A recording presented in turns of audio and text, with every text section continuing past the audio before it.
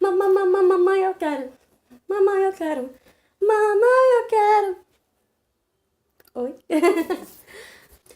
Olá, pessoal! Tudo bem com vocês? Meu nome é Tam Pinheiro e este é mais um vídeo do canal Biografias e Afins.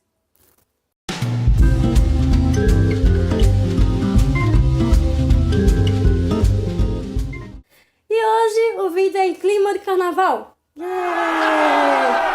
Carnaval pra mim, mesmo não tendo nascido na capital do forró, carnaval pra mim é a melhor época do ano. Mais divertida, mais alegre. E o clima de carnaval me fez ter uma ideia. Vou falar da figura mais carnavalesca que o Brasil já teve. Quiçá o mundo, na verdade. É a portuguesa mais brasileira de todas. E o nome dela é Carmen Miranda. Pois é, para quem não sabe, Carmen Miranda não era brasileira.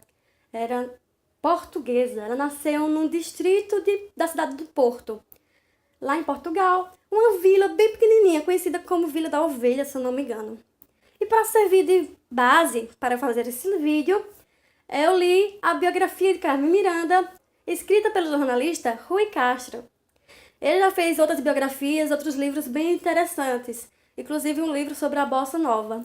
É bem legal. E o Rui, no livro, começa contando as origens da família da Carmen Miranda, filha de Seu Pinto e Dona Maria, assim eles ficaram conhecidos quando vieram para o Brasil. O primeiro veio o pai da Carmen Miranda, e no dia 17 de dezembro, a Carmen, a sua irmã mais velha, Olinda, e a sua mãe chegaram ao Brasil. Ela só tinha 9 meses. Bem interessante, porque naquele tempo, a viagem era feita no navio, demorava alguns dias. E mesmo assim, a mãe da Carmen Miranda, Dona Maria, super forte, aguentou bem a barra com 2 filhas pequenas. Ao chegar no Brasil, a Carmen Miranda, que na verdade se chamava Maria do Carmo Miranda da Cunha, ainda teve outros irmãos, Amaro, Cecília, Aurora, que também foi uma excelente cantora, assim como a irmã. Uma das músicas que ela gravou foi A Cidade Maravilhosa, muito conhecida. E o Oscar.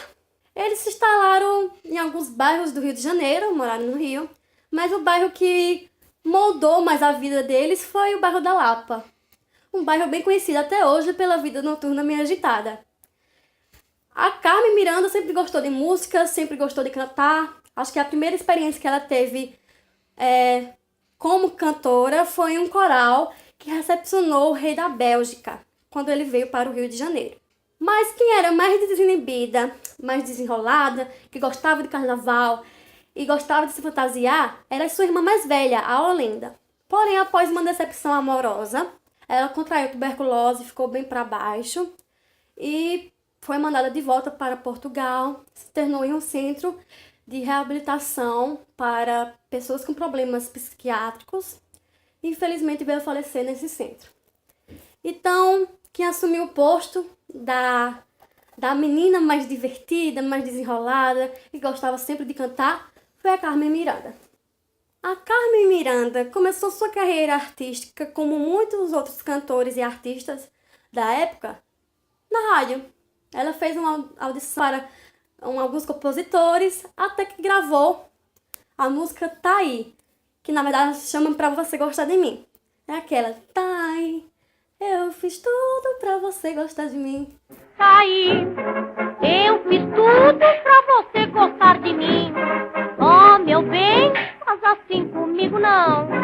Você tem que me dar seu coração. Até hoje toca em blocos de carnaval. Acho que você conhece. E a partir daí, Carmen Miranda começou a fazer grande sucesso. Para você ter uma ideia, essa música, Tá Aí, o disco dessa música, vendeu aproximadamente 36 mil cópias. Parece pouco? Os tempos atuais parecem, claro, mas naquela época no Brasil, com bem menos pessoas, bem menos habitantes, era um estrondoso sucesso. Para vocês terem uma ideia, o Brasil tinha 45 milhões de habitantes, mais ou menos. Então, 36 mil cópias é muito. No livro, é bem interessante destacar 3 pontos. Primeiro, ele faz muitas referências à cidade do Rio de Janeiro. Claro, a Carmen Miranda morava lá, cresceu lá, se tornou uma artista lá. Ele fala muito das características de alguns bairros, como a própria Lapa, que foi onde a Carmen cresceu e se tornou artista do jeito que ela era, desinibida, se vestia assim, ó, como se fosse um eterno carnaval. E outros bairros também, as praias do Rio. Mas às vezes cansa. Explico. É interessante porque é necessário falar do Rio de Janeiro da época, mas às vezes ele se aprofunda muito em alguns assuntos, em alguns tópicos que pessoas como, por exemplo, eu, que não moro no Rio e nunca fui no Rio de Janeiro, infelizmente, se quiserem mandar passagem, eu tô aceitando. Fica cansativo, fica um pouco um vai e vem muito grande. Mas é importante, e se você é uma apaixonada pelo Rio de Janeiro, vale super a pena. É uma aula de história sobre a cidade. Outro ponto interessante é que a carreira da Carmen Miranda vai avançando junto com referências de moda e do cinema. Não à toa, né? A Carmen Miranda foi um ícone de moda e foi um ícone do cinema. Lá mais pra frente. E a Carmen Miranda sempre gravou grandes composições, principalmente em marchinhas, que era grande febre dos carnavais daquela época. Ela, antes de gravar a primeira música, a Thaí, ela participou no concurso da Fox aqui no Brasil, que ia levar uma atriz e um ator para Hollywood. E, curiosamente, ela não passou. Acreditem se quiser. Mas depois a gente percebe que os dois ganhadores desse concurso fracassaram muito em Hollywood, enquanto Carmen Miranda foi um dos ícones da história do cinema mundial. Na época do seu começo da carreira artística, a Carmen Miranda namorava um remador do Clube de Regatas do Flamengo. O Flamengo que a gente conhece hoje em dia. O pai dele, inclusive, foi um dos fundadores do Flamengo. O nome do namorado era Mário Cunha.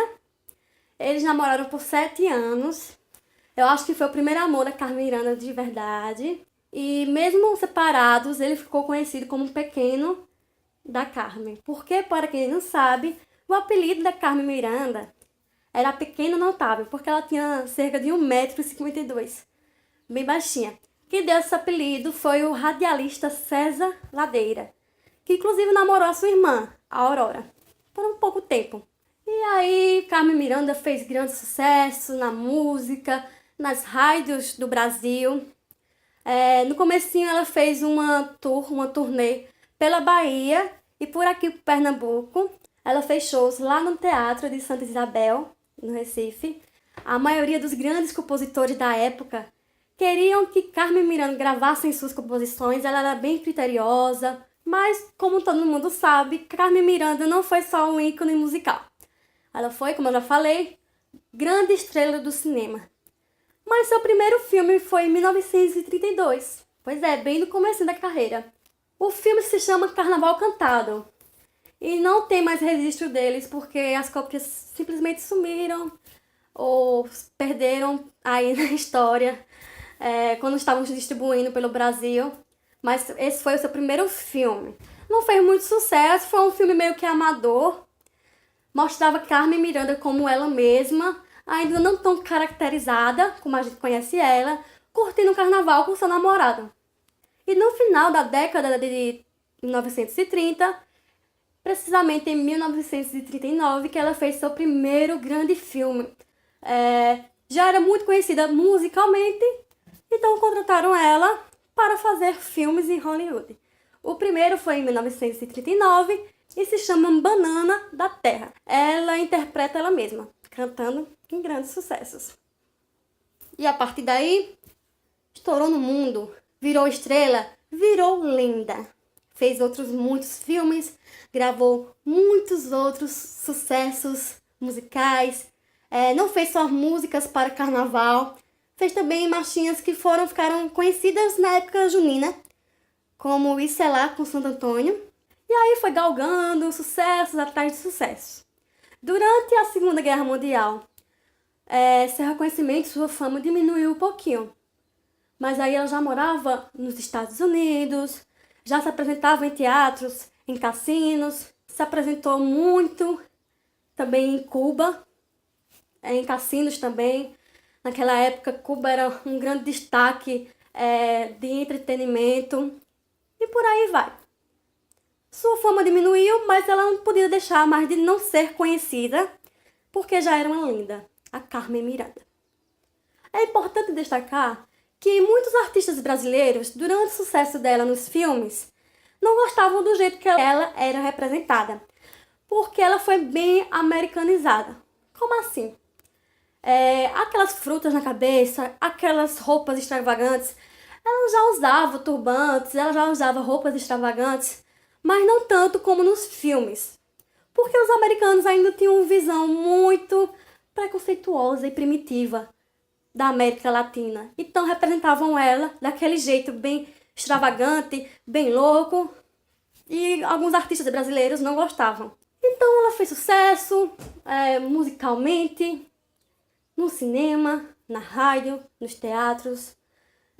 Mas toda a fama tem o seu lado negro.